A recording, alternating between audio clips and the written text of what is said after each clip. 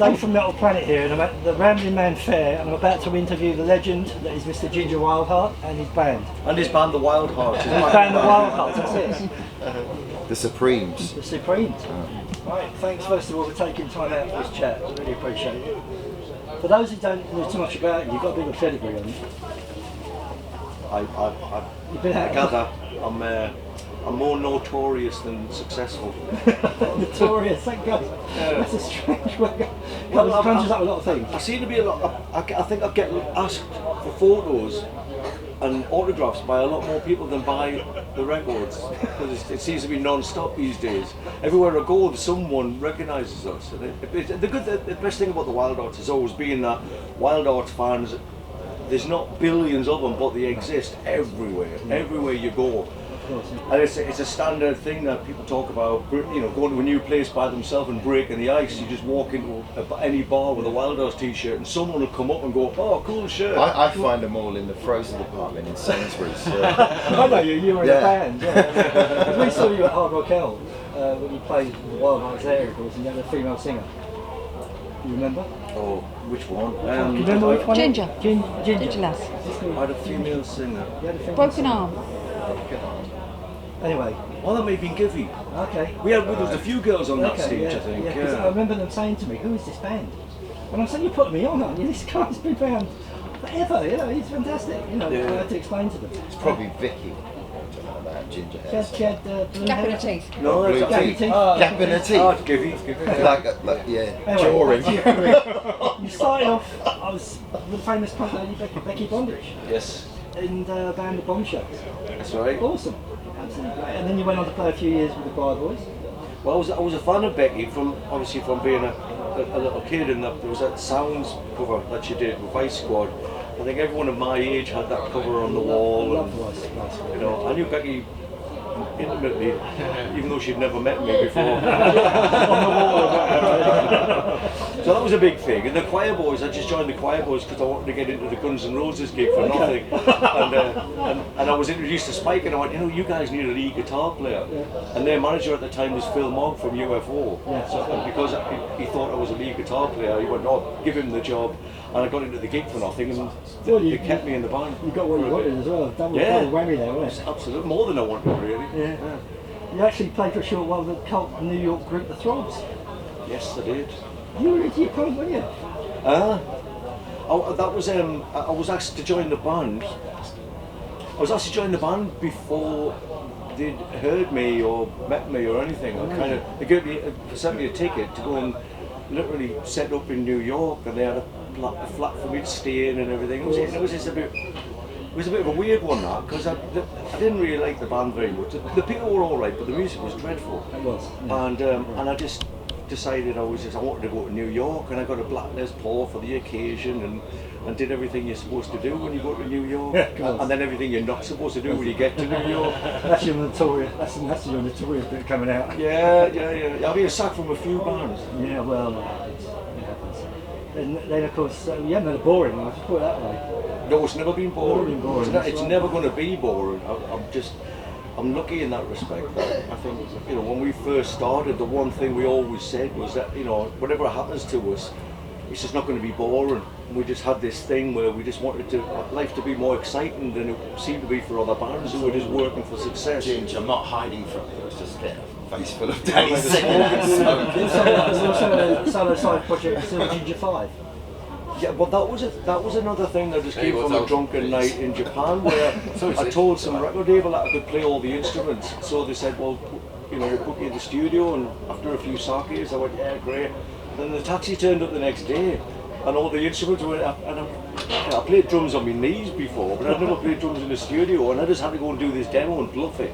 And they liked the demo so much, they signed it, and so I was doing this solo album, but I didn't want to be a solo artist, I wanted to be in a band, so I just give it a band name. Is that where the 5 came in? Did you have other members like? Yeah, but there was only ever 4 of us. I don't know why the 5 was there. I like the number 5, I've got it tattooed on me a few times. You've also played with Dragon from the Backyard Babies. Yeah, that was another one. I went to visit in Sweden for a week, and then when I came back, someone told me we'd recorded an EP. He's a dude. I interviewed him at Hard Rock. He's a dude, isn't he? He's a lovely guy. He's a great lad, He is, Dragan. he is. He's one of the few Swedes that's got a real English sense of humour. He's got a reputation. Yeah, they've you know. always been like a kind of baby Wildheart. Yeah, that's it. Yeah. And you released Black Leather Mojo with Silver Ginger, which became a bit of a collector's item, apparently.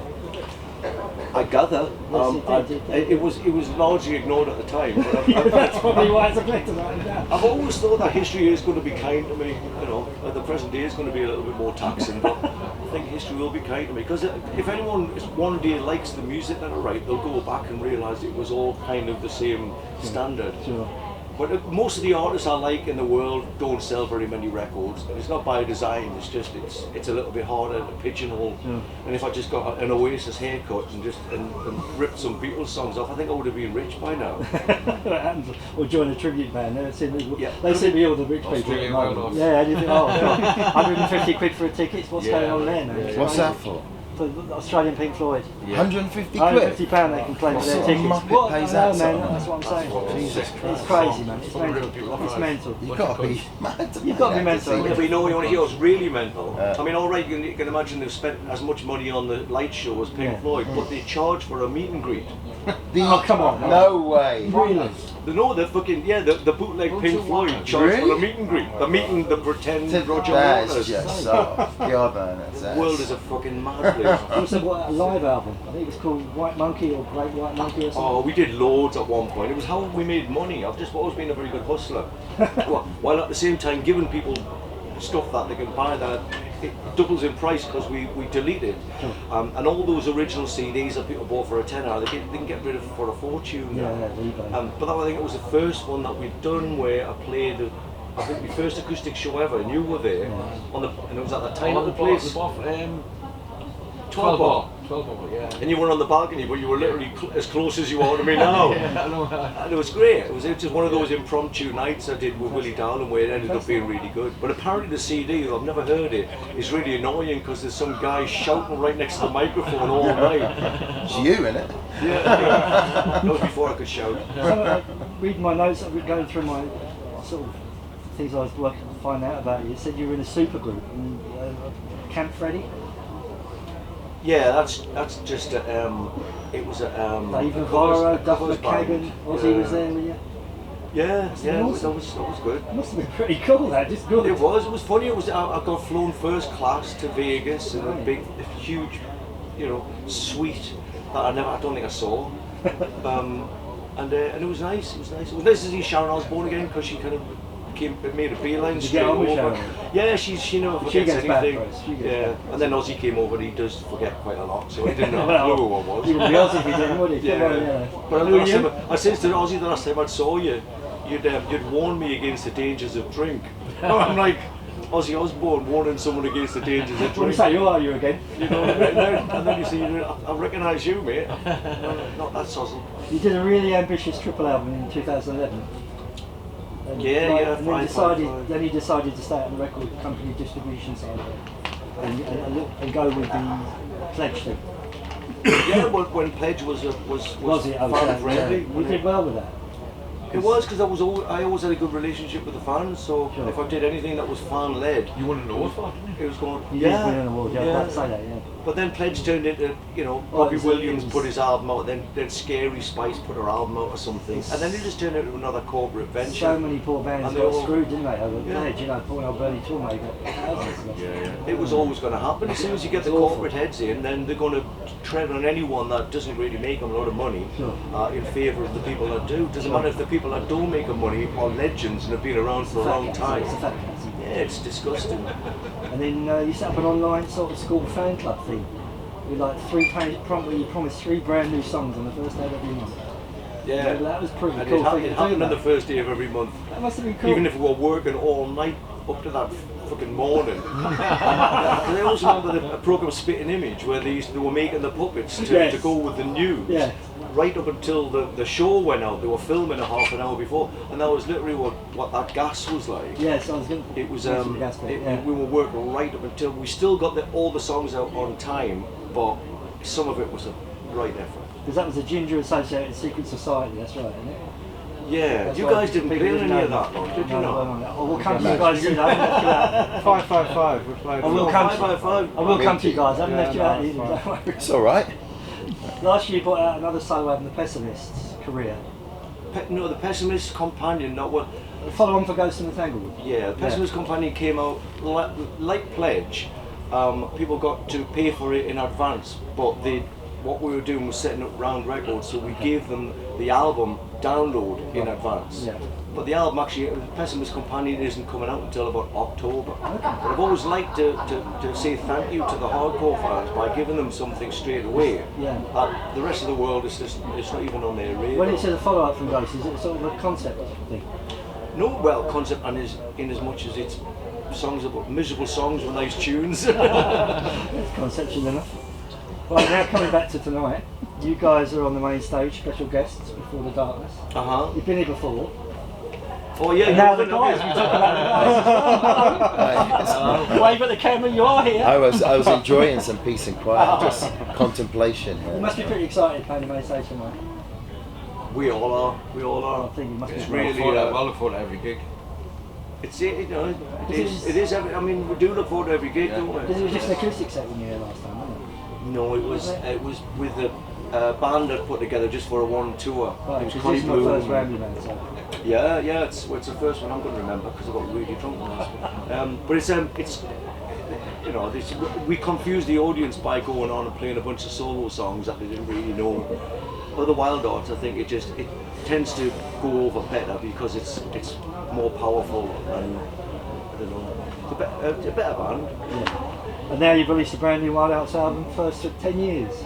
Renaissance Man. Absolutely. Tell us all a little bit Is it about man or men? Why did it take so long? Men, yeah. Why did it take so long? 10 years? Is it just the right time now to bring another one out? Why did it take so long, boys? Yeah, why did Was it? drink involved? or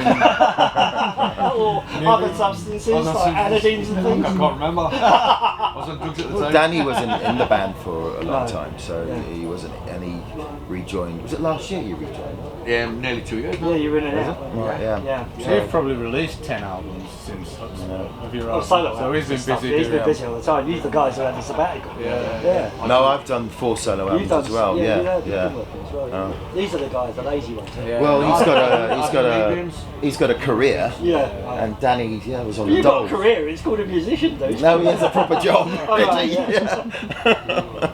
So right, we're nearly at the end. Can you tell the people out there what to expect tonight? Obviously you're going to be showcasing a new album.